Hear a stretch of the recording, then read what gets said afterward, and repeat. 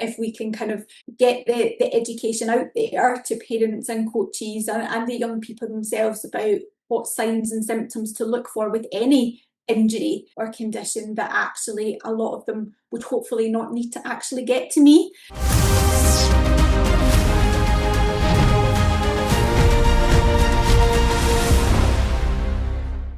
Tracy, welcome to the Strong Female Athlete podcast. Hello, it's lovely to be here, Erica. Thank you for having me. It's so great to have you, and I'm really excited to dive into the topic of overtraining today, the signs, symptoms, what parents and coaches can do about it, because I just don't think there's enough out there on this topic. I haven't had an episode on overtraining before, like in detail, and I know you're someone who will go into great detail on this and be super helpful. So maybe before we get into that, just give the listeners an idea of what you're up to today and who you're working with.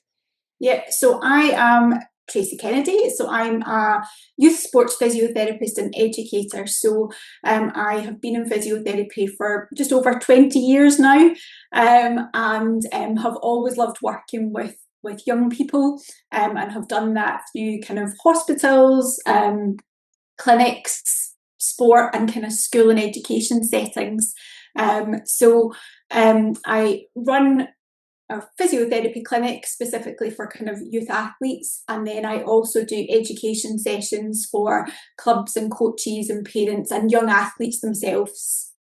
Awesome. Yeah, we definitely need more people like you helping parents and children out. So you've been doing this a while, so over 20 years. And I'm always curious, what are some things you've just seen over the years in terms of overtraining and injuries? Are there any things that are popping up more than ever?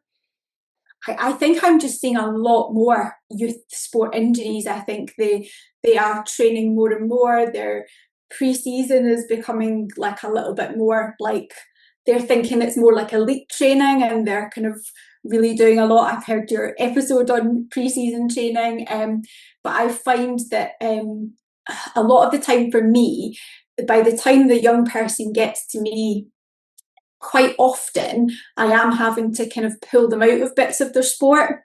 And for me, that's really frustrating, because that's always the last thing you want to be doing. You want to keep them involved as much as possible.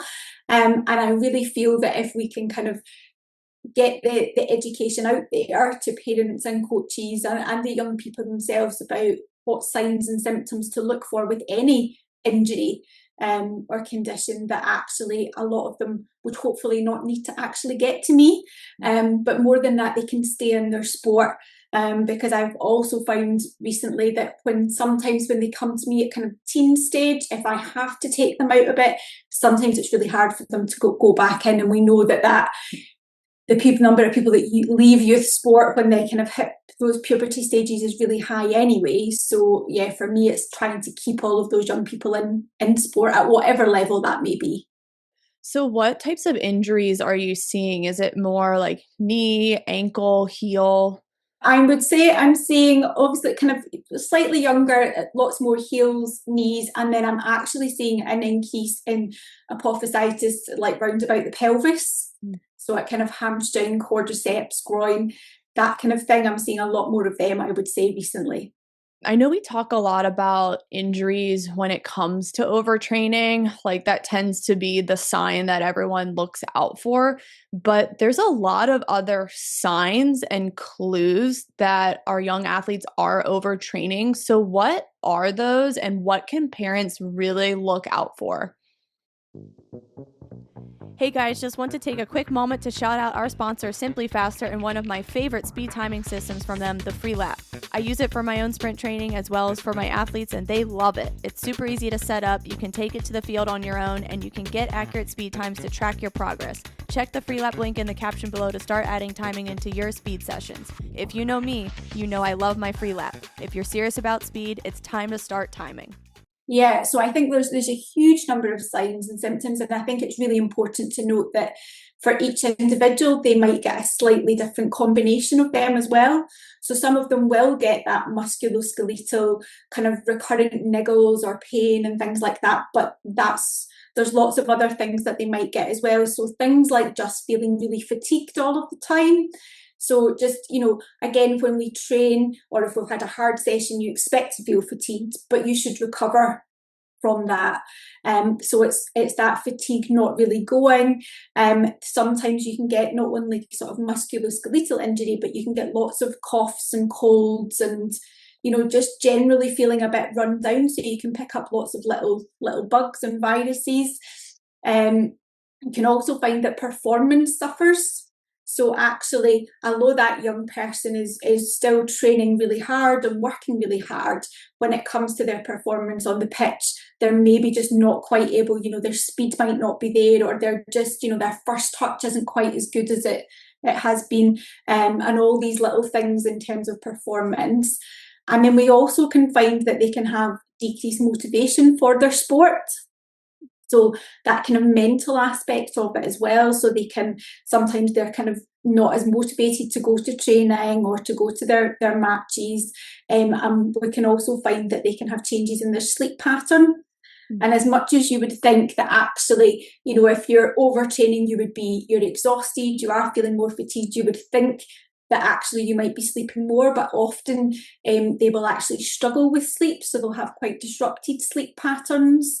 So they're not really getting that rest. They can have changes in appetite, in mood, sometimes weight changes. So there can be a link with obviously kind of low energy availability or relative energy deficiency. And then they can lose sort of concentration. So just that mental sharpness isn't always there. So that can come out in their performance on the pitch. But you might also see it in terms of their academic performance as well. So in school or college or whatever, you might see that there too. It's so interesting. As you were listing some of those signs, I think a lot of parents brush those off as, oh, they're just a teenager, they're moody, or they're just tired all the time, or their sleep is all over the place. It's just growing pains and being a teen. But it's interesting that those are some early signs of overtraining. Yeah, absolutely. And it's also worth noting that it's a kind of continuum from sort of, you've got your overreaching, which is like a normal part of training. We want our athletes to overreach at points, but that should be part of a program of activity that we're then factoring in that rest, recovery, lighter days. But then if that overreaching, if we're not factoring in that rest and recovery, and we're demanding more of our body than it is capable of doing without factoring in that rest, then we can go into that overtraining signs and symptoms. And it's important, I think, to note as well that there's also a link with that kind of emotional or mental burnout too. So being in that kind of high pressure situation, feeling stress from different things. So it could be within your sport, but it could also be life. And that can cause that sort of mental and emotional burnout as well. So you can have the mental and emotional burnout symptoms, sort of mood, maybe anxiety, that low motivation. You can have that without any physical sign, or you can have the physical signs and still be actually very motivated for your sport. So it's a very big sort of spectrum of things. And I think it's really important that we look at that whole young athlete and really check in with them as a parent and as a coach, but check in with them, and as a parent, I think your young person better than anybody else. And I think it's important then that you just sort of go, oh, actually, yeah, they are really tired, or, they were asleep after school today. I'm going to check in with them and make sure that they're okay to go training tonight. I want to come back to the overreaching because I think that was the theme of this past year's preseason. And I actually just recorded a solo episode before this on a preseason recap because I have been getting a ton of messages these past few weeks from strangers on the internet complaining how their U13 soccer team is dropping like flies in week 2.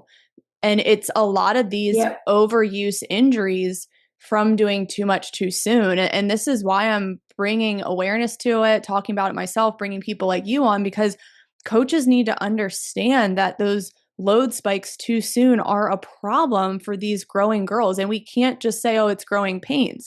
No, it's negligence in not having a program in place. Sometimes I feel it's just this random jumble of running and conditioning, and there's no gradual buildup for these girls to adapt.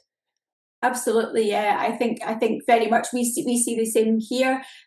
We've in Scotland we've been back now for a few weeks, and that we're now seeing all of these young players drop off. And I think it's having that understanding as a coach that actually they.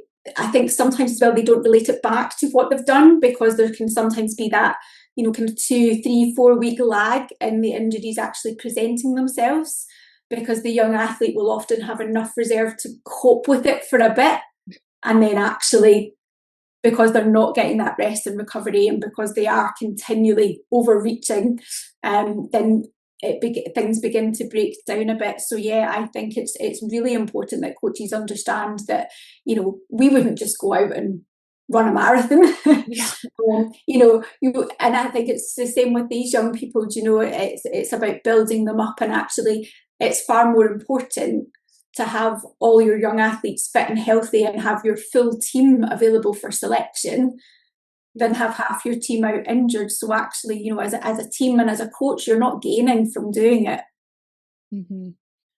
I totally agree. And I think sometimes parents struggle because they're like, well, we don't know what to do. Yeah. Because I've had conversations with others about this. Like, we don't want parents to go like tell the coach how to do their job. But you can share this podcast, and maybe if the team is suffering a lot of injuries, just send an email out to the entire team with the coach on there and be like, hey, here's some education. Maybe this will help. And it's just kind of like a subtle way of like getting in there Yeah. without saying, oh, like we were overreaching in preseason. Yeah. Absolutely. Do you have any Yeah. other recommendations for parents when a lot of these muscle tweaks are happening, or maybe their girl is just in that chronic state of fatigue or insomnia and expressing these symptoms? Like, what do you recommend? Yeah, I think one of the big things as a parent is about checking in with that young player and just speaking to them on a daily basis. How are you feeling? How are things? And kind of creating that environment where they feel it's okay to say, oh, do you know, I'm so tired, or I've got this niggle. I think sometimes our young athletes feel that if they admit these things, it's like a sign of weakness, or, they might all go and do it anyway. You need to just get on with things. And I think it's about sort of changing the narrative around enabling our young people to come to us and say, do you know what? I'm really struggling just now, or I've got this pain. Because actually what we know is that the sooner we pick it up, the less impact that it's going to have on them, the sooner we do something about it. So I think as a parent, it's about really making sure that you've got that really good communication with your young person, whether that's on the way to training, on the way back, and just checking in with them, trying to sort of facilitate their sleep, trying to help them out even in terms of organising their time, because they've got school, they might have homework, they might have exams. There's all these different pressures that they're juggling, and I think sometimes maybe helping them with that, so looking at how you can kind of structure things in your family life to help them out there, and doing things to support them with all juggling everything, because it's that mental load as well sometimes for some of them, as well as the physical load, the pressure, and I think very much looking at trying to, it's difficult, and we're all competitive, but I think it's about trying to look at how we measure success as well, to take some of that pressure away from them mentally, in terms of, you're trying things, you're not going to be sort of berated if you make a mistake on the pitch. We're there to support, actually have you improved that specific aspect of your game, even if your team's lost. What's your performance been like? So there's so much to it, and I think for our girls as well, we've got obviously our menstrual cycle to take into account of that as well. Now, some of us are very lucky and we don't get too bothered by that. Some of us will be a little bit up and down, and it's about recognizing that within yourself as well. So if your young person is going through that, maybe getting them to track their cycle and just pay attention to, you know, if they've got periods where they feel a bit more fatigued, that actually we might want to look at not training, but just altering how much we give to our training. I always say to young people, you know, you're the one that's in charge of you. Although your coach is there, but actually you're the only one who knows how your body feels. So if you're feeling something, it's really important that you voice that. If you feel that you can't, because not all young people do feel empowered in their environments to do that, then actually you can sort of say, well, I'm maybe not going to give 110% tonight. I'm going to give 60 or 70. But again, they find that really difficult. And I think that's where it's really important that we've got everybody on the same page, which is where things like this are great, because hopefully we've got parents and coaches listening to this.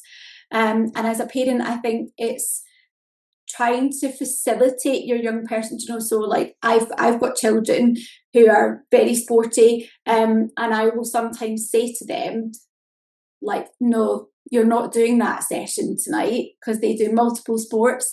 And I will sometimes say to them, no, you're not doing that session tonight, because I'm looking at you, you've got big black eyes, you're clearly tired, you're getting quite moody, and that's more than my teenage mood.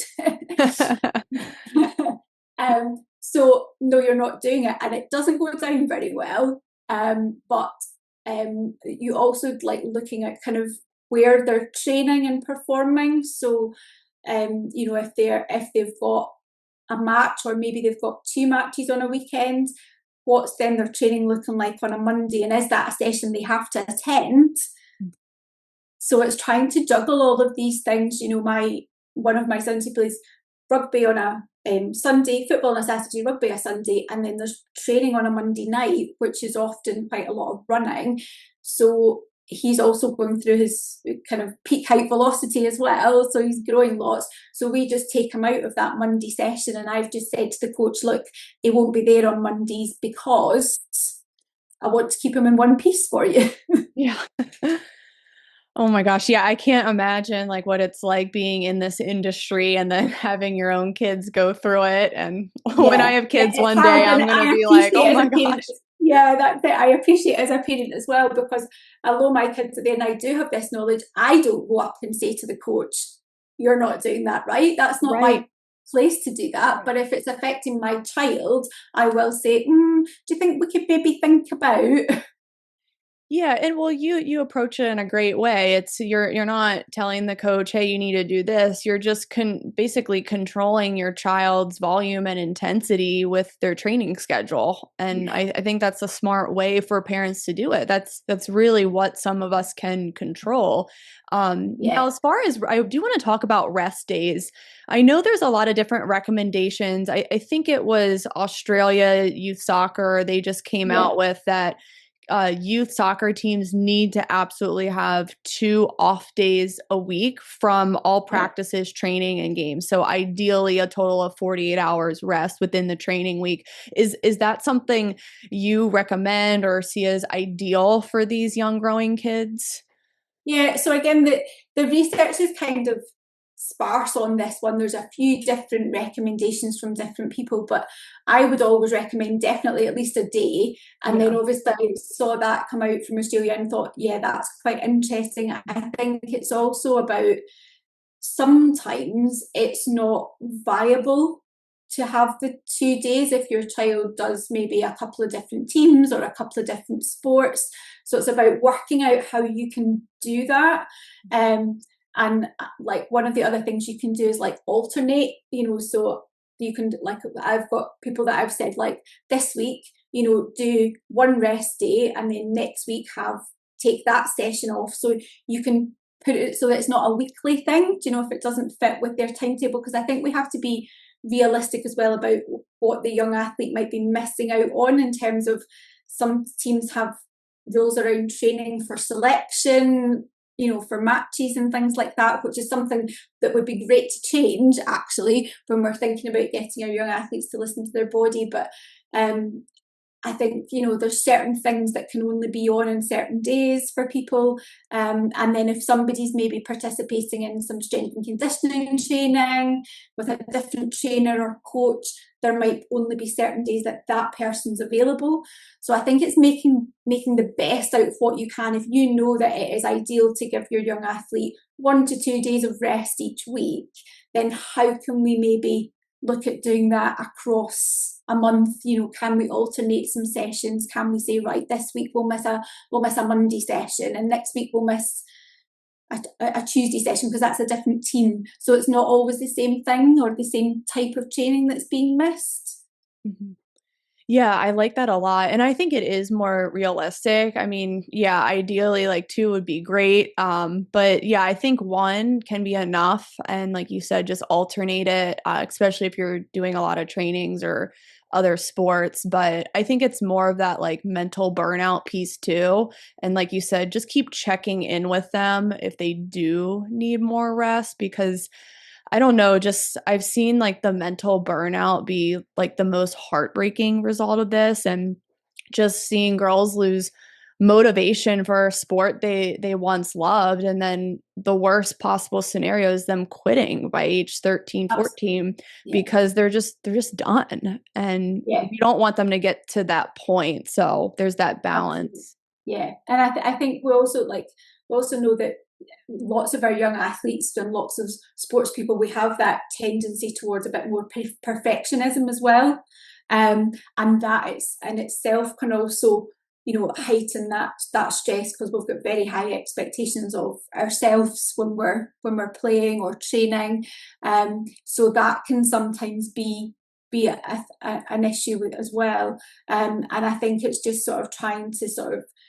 again look at what outcomes are you looking at, how are we defining success, and looking at kind of team environments as well, because again sometimes just that sort of feeling pressure from peers or coaches, parents, again can lead to that mental burnout. If you feel that you've got everybody's pressure on you to perform, and then you maybe still are, or you're maybe struggling to perform, and that can be really difficult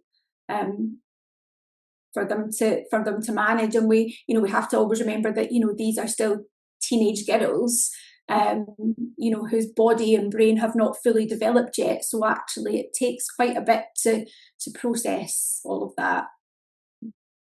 No, you did mention strength training earlier and how some girls will have a strength coach. Now, I think I saw some research that doing strength training can help reduce the chance of overuse injuries because it allows them to tolerate loads better. Is there something to be said about that? Just giving these girls a fighting chance against all the sport load they're doing?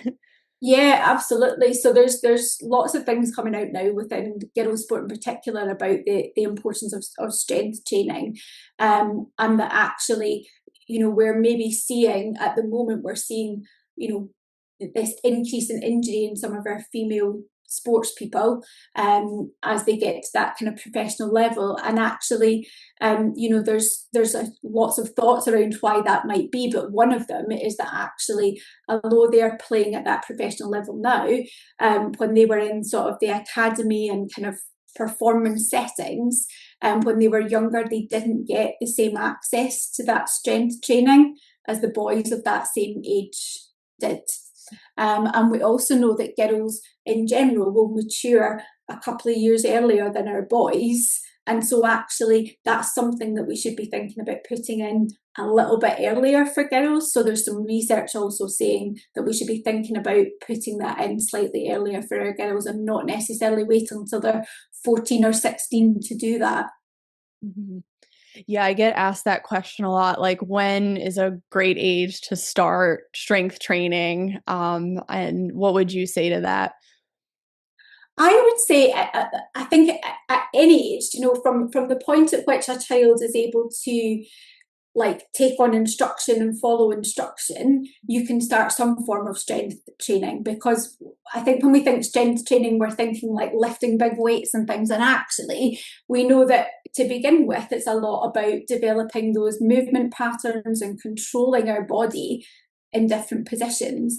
And actually we can start that quite young, and then once they've got that competence, we can begin to load it up. So there's not a definite age anymore. You know, it used to be that they would say, oh, you don't do that before that age, but now it's more about that young person in front of you. Can they, you know, by the time they're kind of 7 or 8 or something, can they take on board instruction? Can they follow what you're asking them to do? And at that age, you know, it can be done through games and things as well. It doesn't have to be really formal, you know, standing there doing 20 squats or whatever. You know, we can make it really game based for them, but we're still looking at getting some of those fundamental movement patterns in place. Now, I want to touch on the nutrition side of this, because I think this is probably the most common scenario is girls, their energy and the nutrition they're getting in is not meeting how much they're expending in training. So let's kind of talk about how that's a problem, and how that can lead to some of these overuse injuries. Yeah, that's it. So that really kind of combines in with our kind of overtraining and things as well. And lots of the symptoms around that are the same. But obviously when it comes to our young girls, we want to really be making sure that we're fueling them enough, because we know that actually we've got that time to bank our bone strength for life. And if we're not fueling our body enough, our body will use the fuel that we are giving it to just fuel our vital organs. It does what's necessary to keep us alive.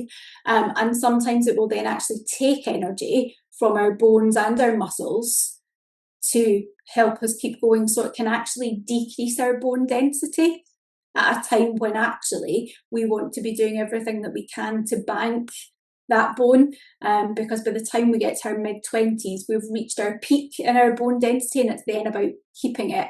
And we know as women we can be more at risk of things like osteoporosis and things like that as we get older. Now, as a 14-year-old girl, that's not going to be a concern to you, but as a parent, you know, you can appreciate why it's then really important. And then again, just because our body isn't then getting enough fuel to repair and recover, so we're not getting that protein synthesis in our muscles, and we're not managing to fuel enough for recovery, we're then in that constant state of lack of energy, and our body begins to take from wherever it can to support that.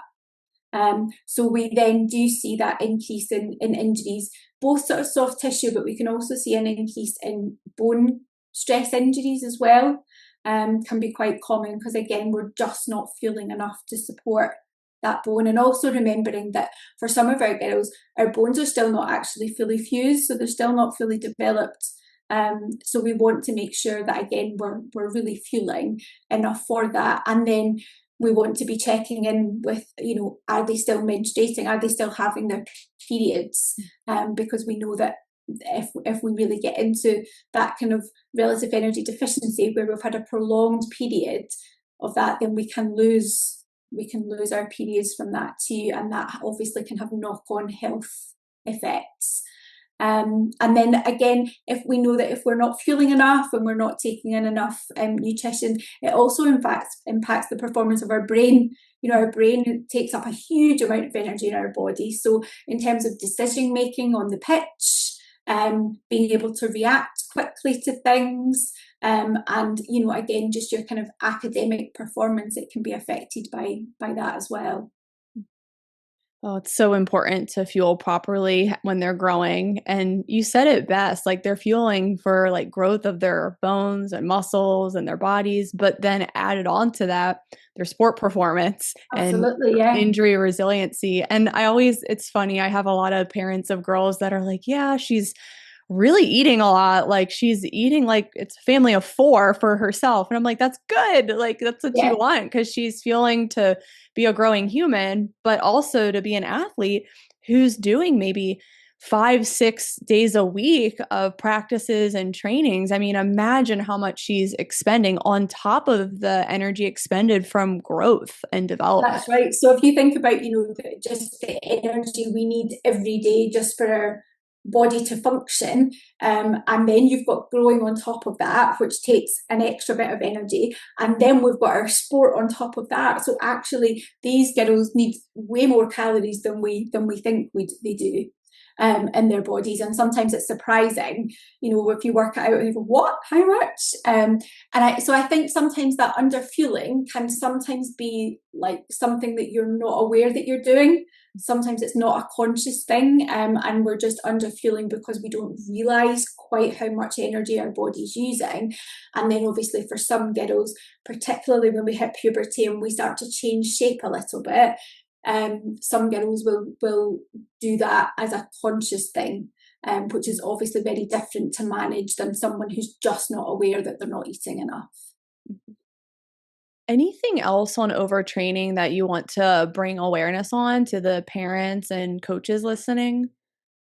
Yeah, I think it's just the kind of main things really is just to like be aware and monitor your young athlete, and be aware that each individual can have a different set of symptoms from all of that. So they may or may not have the musculoskeletal bit, but they might have, the sleep disturbance, and they might have, low motivation, so that you won't always get everything. And just being like, I would say, kind of looking at how we kind of encourage their kind of having some autonomy, being able to make some decisions for themselves within their training, within their life. Because I think a lot of our young athletes, they're so used to being, as parents, we ferry them around, and then they get told, we have to leave at this time, you have to do that. Then they go onto the pitch and the coach tells them exactly what to do. So I think sometimes just giving them that little bit of autonomy, and to try and keep sort of training interesting. So as a parent, you can't necessarily do that. As a coach, you want to try and relieve any kind of potential monotony that might come around, because again, that can impact that kind of mental stress. And then as a parent, you maybe be looking at, during kind of off-season times, what am I encouraging my child to do? Because actually I want them to be able to experience different things, so that I'm giving them both a mental and a slightly physical break from that thing. So it doesn't mean that they can't train and do things, but maybe looking at how can we choose maybe another sport that will still give you some of the same skills, or can you go and work a bit more with strength and conditioning stuff over your off season, and just break it up a little bit. And I think as a parent, it's really important to try and remember that your young person isn't just an athlete. They're not just a footballer. They're a person as well. And sometimes I think when they're so busy with sport, straight after school, all weekend, it can be hard to remember to give them some social time, some downtime.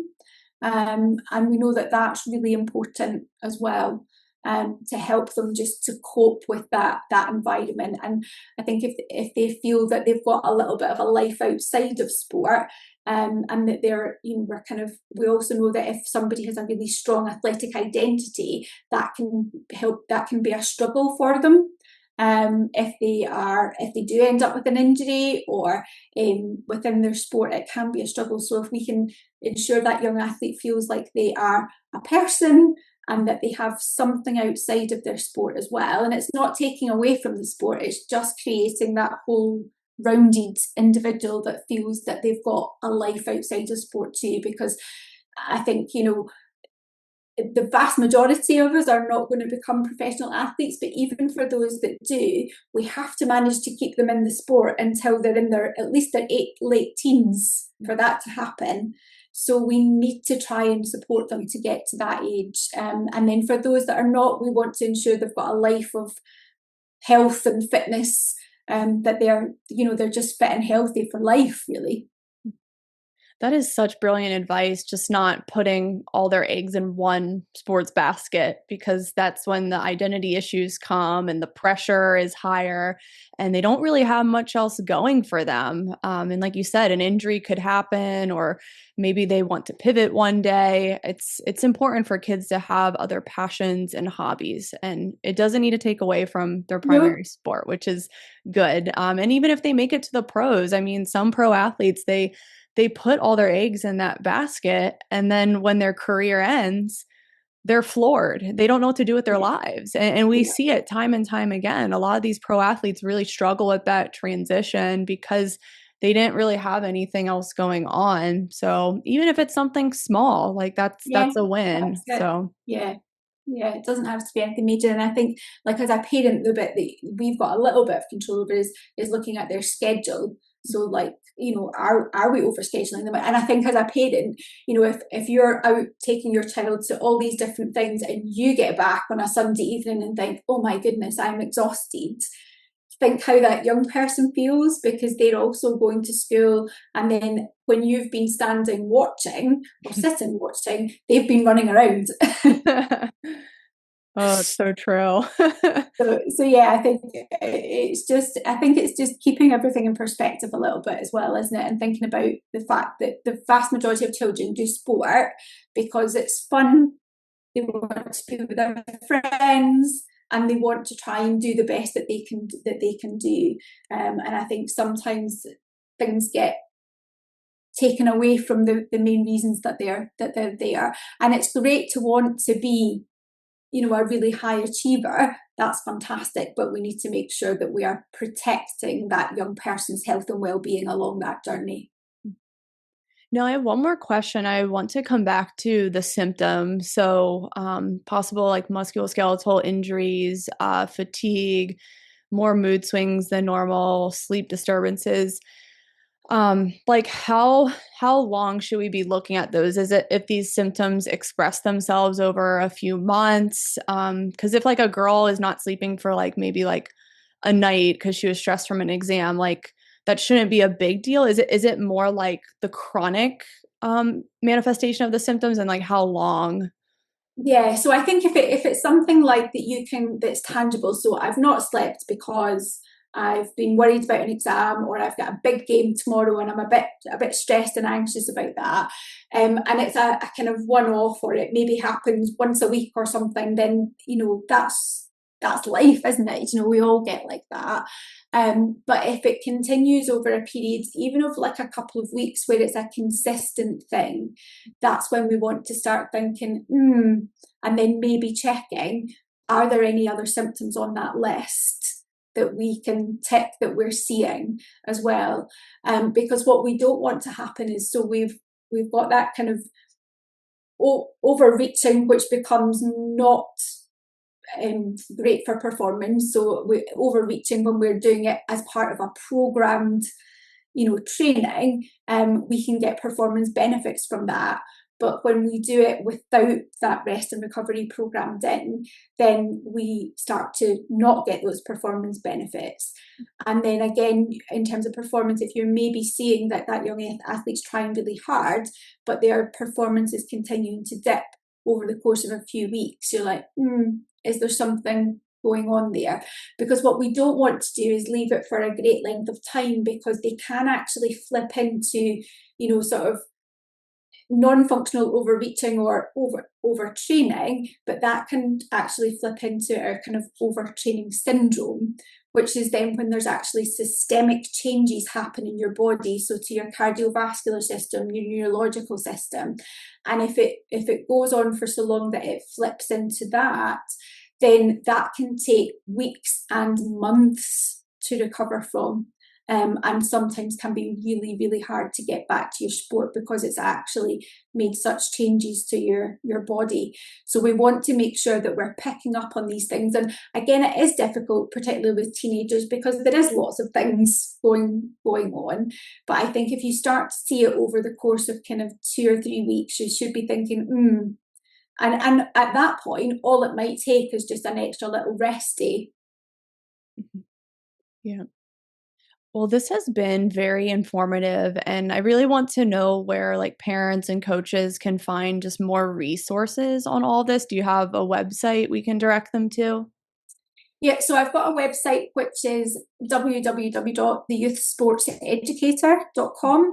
I've actually got, if you find me either on Instagram, they can get me there. I'm quite happy to pop into my DMs and send me a little message. I've also got a little free download on overtraining and burnout in young athletes. So I can give you the link to that you can pop in your show notes, or if they just come into my Instagram messages and ask for it there, I can send them the link to that as well, just to help summarise everything that we've chatted about. Awesome. Yeah, I'll include all those links in the caption below. And yeah, definitely the overtraining handout. That's going to be such a good one for parents to share with other parents. Maybe like the coach message. Like, Yeah, it's that's just, it. That's it. Because that could be one of those things you just hand into the coach. Go, oh, look what I got. yeah. Or like, And hey, it could like, just be this like, might oh, help someone. Like, just a subtle, like, here. yeah, that's it. Or if you've got things like group chats and things for your team. I know lots of teams have like Yes. group chats. You can ping it on there and go, oh, look at this. Yeah, right. Um, That's the best way to do it. So yeah, yeah, I'll that's it. include Subtle that messaging. handout. Yeah, I think every team has a group messenger now. So guys, please get in there and share these resources. Yeah, Tracy, that's this has been awesome.